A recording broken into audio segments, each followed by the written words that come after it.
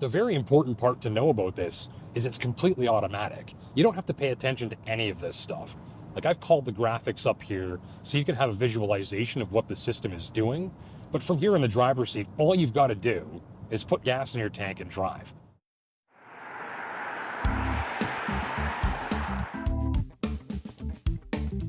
So I've set up this wacky sort of camera angle because later in this video, I'm going to show you how the hybrid system in this new Corolla Cross Hybrid responds to a variety of different situations from right here in the driver's seat.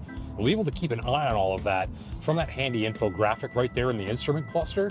But for now, let's meet the machine, let's run the numbers, let's see how much extra the hybrid engine costs and how much gas it'll save you.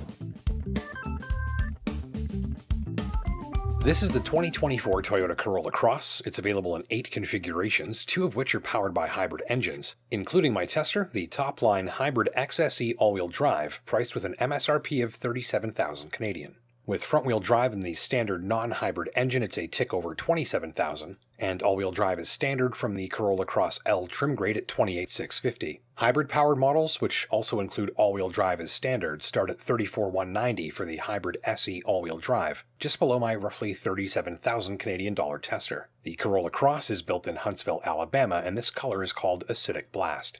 So although we're driving here at a steady speed, about 95 to 100 kilometers an hour, you will see that needle sweeping back and forth between eco and power as the powertrain is ramping up and down the throttle to compensate for hilly terrain and so on. So again, if you can visualize that needle, 100% to the right would be full throttle and 100% to the left would be very light throttle to no throttle, and then coasting or braking, we'd have that needle dipping down into the charge zone.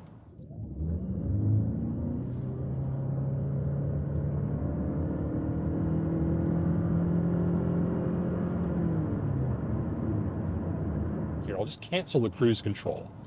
Now we're coasting, right? And you can see that needle is dipped down into the charge zone there. You can see that our speed is decreasing. You can see the green lines in the infographic. That shows us that the momentum of those spinning wheels is now driving the motors, generating electricity. And the other thing to notice is that green EV light to the upper left there of the instrument cluster, which shows us that the gas engine is turned off.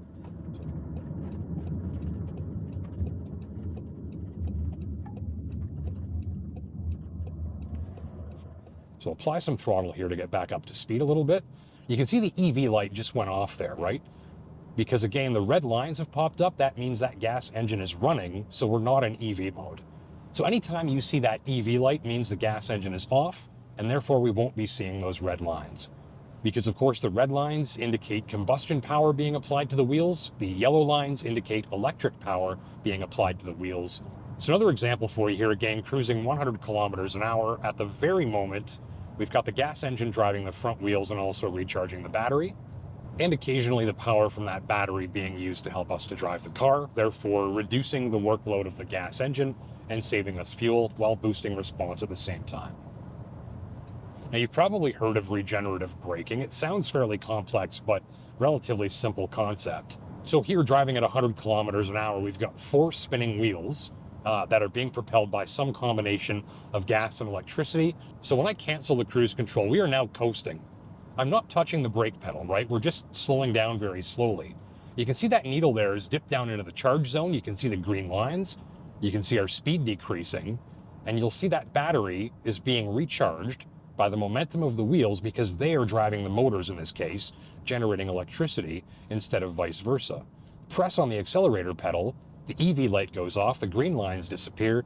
Now you'll see the yellow lines. We're using some of that electricity to help push the car back up to speed. And so it's this constant and continuous, automatically managed cycle of the engine generating its own electricity and then using it later to help boost the performance of the car and reduce the workload of the gas engine. In this type of hybrid, all of the power that you need is generated on board automatically as you're just driving around. There is no plug to plug in. There's no need to plug this type of hybrid in because that gas engine is also its own generator.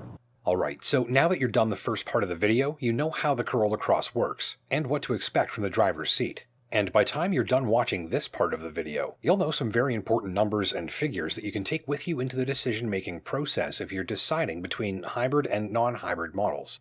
Comparing all-wheel drive equipped models, the Corolla Cross Hybrid averages 5.6 liters per 100 kilometers, and the non-hybrid all-wheel drive equipped version makes it 7.8 liters of gas to cover the same distance. To put that another way, driving 100 kilometers in the non-hybrid version uses 7.8 liters of gas from the tank, and in the hybrid that same distance is covered using just 5.6 liters of gas instead. So that's 2.2 liters less gas for every 100 kilometers you drive in the hybrid. If we assume you're paying $1.50 for a liter of gas, that's a savings of a little over $3 for every 100 kilometers you drive in the hybrid.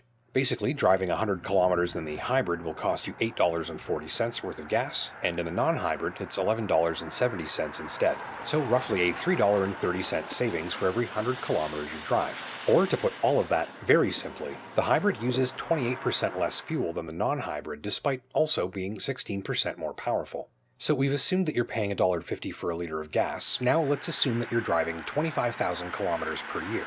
After crunching the numbers, that works out to an $825 annual fuel savings from the hybrid engine versus the non-hybrid engine. If you're going fully loaded like my tester, then a top-of-the-line hybrid Corolla Cross is going to cost you about $37,000.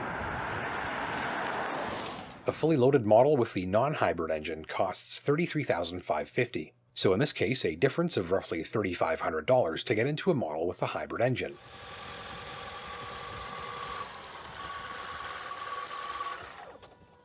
So in that example, the Corolla Cross Hybrid uses $825 less fuel annually than the Corolla Cross without the hybrid engine, meaning that after just over 4 years, the Corolla Cross Hybrid saves enough fuel to cover the added cost of its hybrid engine, and then it's money back in your pocket, and extra torque and electric motor response along the way. By the way, the non-hybrid Corolla Cross with all-wheel drive is virtually tied with the Subaru Crosstrek for combined fuel economy. The annual difference between this pair of machines is less than $50. At 8.3 liters per 100 kilometers combined, the Honda HR-V uses about $200 per year more than the Crosstrek. If you're after a sportier option, you might like the Mazda CX-30 GT Turbo. It's more powerful than the Corolla Cross, the Crosstrek, or the Honda HR-V. That 227 horsepower turbo engine sure is fun, but it uses 9.3 liters of gas to drive 100 kilometers for an annual fuel bill. That's about $560 more than the Crosstrek, HR-V, or Corolla Cross, or about $1,385 per year more than the less powerful Corolla Cross Hybrid.